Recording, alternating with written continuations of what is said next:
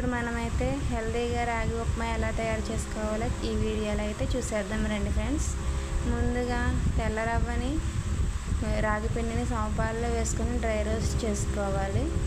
అది కొంచెం వేగాక దీనికి పల్లీ చట్నీ కాంబినేషన్ అయితే బాగుంటుంది. పక్కన పల్లీలు పచ్చిమిరపకాయలు అయితే నేను ఫ్రై చేసేసుకుంటున్నాను చట్నీకి.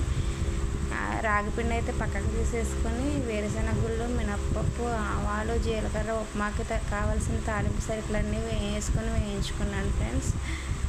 ఇందులో కొంచెం కరివేపాకు వేసుకొని చిటపటలాడిన తర్వాత కొన్ని అల్లం ముక్కలు వేసుకొని ఫ్రై చేసుకోవాలి ఫ్రెండ్స్. ఇవి కొంచెం ఫ్రై అయ్యాక క్యారెట్ ముక్కలు వేసి ఫ్రై చేసుకోవాలి ఫ్రెండ్స్. క్యారెట్ ముక్కలు కొంచెం మెత్తగా అయిన తర్వాత ఉల్లిపాయలు, పచ్చిమిరపకాయలు వేసుకొని ఫ్రై చేసుకోవాలి ఫ్రెండ్స్.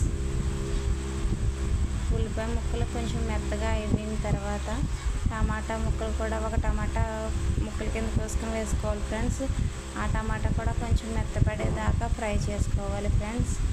ఇలాగా మనమైతే ఇందులో టమాటా కూడా ఫ్రై అయిన తర్వాత 1:3 ఒకటికి 3 గ్లాసుల చొప్పున వాటర్ అయితే పోసుకొని తెరలు కాసుకోవాలి. ఇలాగైతే వాటర్ పోసాక మనం చట్నీ అయితే మిక్సీ పట్టేసుకుందాం.